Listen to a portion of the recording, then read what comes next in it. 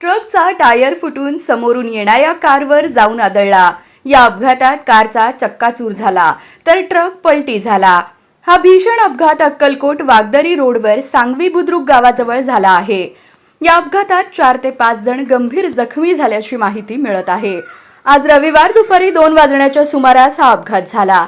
स्थानिक लोकांनी दिलेल्या माहितीनुसार कार क्रमांक KA36Z1267 ही गाडी आळंदहून अक्कलकोटकडे निघाली होती, तर ट्रक क्रमांक MH10CR2003 हा अक्कलकोटहून आळंदकडे जात होता। या ट्रकमध्ये तांदूळ आणि गव्हाचे पोते भरलेले होते।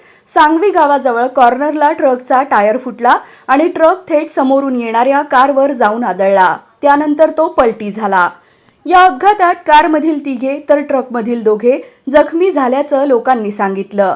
अपघातानंतर स्थानिकांनी तात्काळ धाव घेत जखमींना अक्कलकोट सिव्हिल रुग्णालयात दाखल केलं।